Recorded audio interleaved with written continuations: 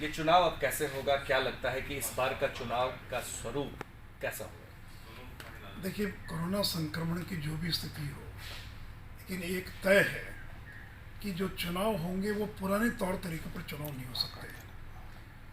बिहार के अंदर हेलीकॉप्टर से नेता लोगों का दौरा होता था, बड़ी बड़ी सभाएं होती थी। तो मुझे वो तो दूर दूर तक नहीं दिखाई पड़ता कि अगले साल 1.5 साल हिंदुस्तान के अंदर कोई हेलीकॉप्टर्स की मीटिंग हो पाएगी, बड़ी बड़ी रैलीज हो पाएगी। और इसे डोर टू डोर कैंपेन और डिजिटल कैंपेन, यानी audio conferencing, video conferencing, mobile का इस्तेमाल, टीवी का इस्तेमाल। बिहार के अंदर घर घर टीवी पहुंच चुका है। तो यहाँ पर 18 से 20 घंटे गांव के अंदर में बिजली है, तो इसलिए टीवी का बहुत बड़े पैमाने पर इस्तेमाल होगा, मोबाइल का इस्तेमाल होगा।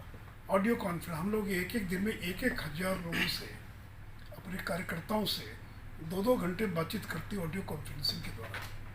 इसलिए video conferencing, audio conferencing, zoom, इस तरह के और जो भी प्लेटफॉर्म्स हैं। तो यानी अगला चुनाव जब भी होगा वो डिजिटल चुनाव होगा, डिजिटल कैंपेन होगा। पुराने तौर तरीके एकदम बदल जाएंगे, नए तरीके का चुनाव होगा। तो आपको नहीं लगता है कि कोरोना पोस्ट जो भी चुनाव होंगे वो भी याद रखे जाएंगे कि कैसे लोग हेलीकॉप्टर का इस्तेमाल नहीं कर पाए, सब कुछ रहते हुए भी आधुनिक तकनीक के ज़रिए ही लोगों तक पहुंचेंगे? तो रैलियां जब नहीं होंगी तो कितना मिस करेंगे? इस वही का देखिए, हम लोग को तो 20-25 साल हो गया कि हेलीकॉप्टर के द्वारा जाना, बड़ी बड़ी सभाएं करना।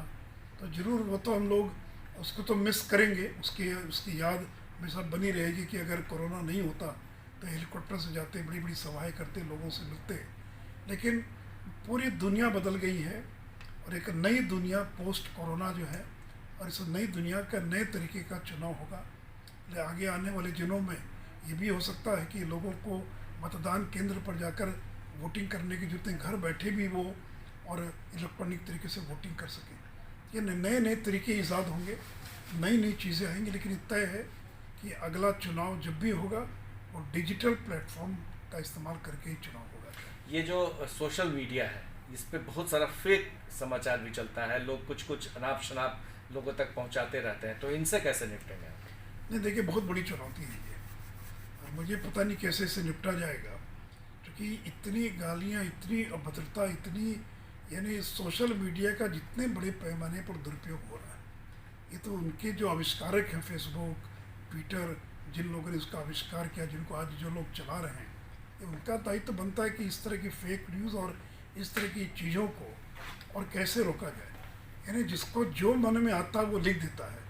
हम लोग भी कई बार देखते हैं ऐसी ऐसी गालियाँ लिखी रहती हैं, अगर सामान्य तरीके से कोई व्यक्ति अगर उस भाषा का प्रयोग करे तो जेल जा सकता है। इसलिए ये जो सोशल मीडिया है, इसका बड़े पैमाने पर दुरुपयोग हो रहा है। इस पर अंकुश लगाने के लिए चाहेंगे कि सरकार जो है इस पर सख्त रवैया देखिए, अपनाए, केंद्र जो की कानून सरकार है भी उसका पालन भी ठीक से केंद्र कराए? सरकार भी प्रयास कर रही है, और केंद्र सरकार ने भी निर्देश दिया है सारे सोशल मीडिया के लोगों को कि भाई इसको रोका जाए। लेकिन जातीय तनाव, सांप्रदायिक तनाव, विद्वेष, फेक न्यूज़, और लोग उस पर भरोसा करने लग जाते हैं।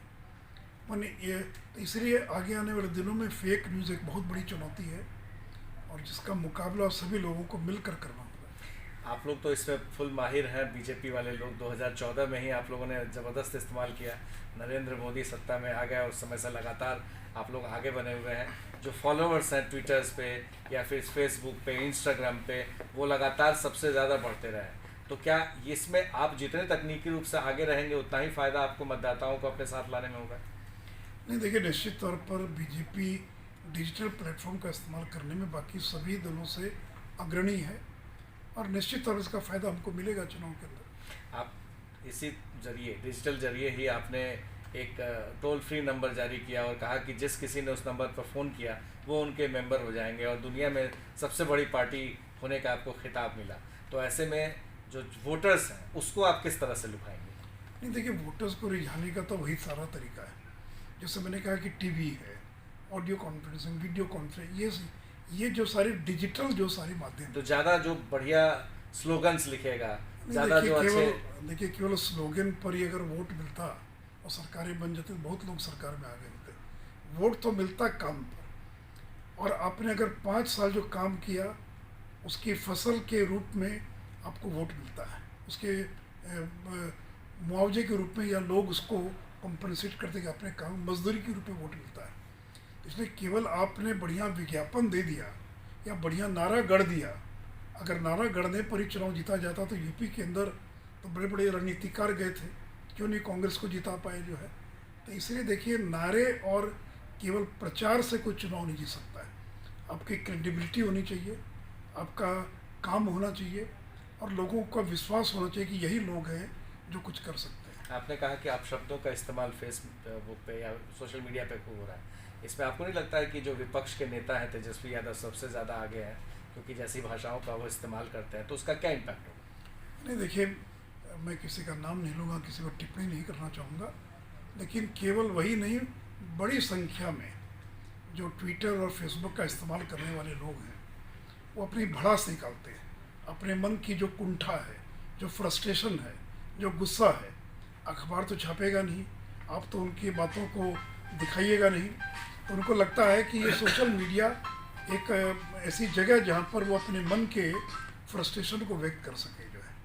इसलिए कहा है कि इस पर इसका बड़े पैमाने पर दुरुपयोग हो रहा है। चुनावी खर्च पहले बहुत ज़्यादा होता था, जब लोग कैंपेन में जाते थे, रैलियां निकालते थे, एक जगह से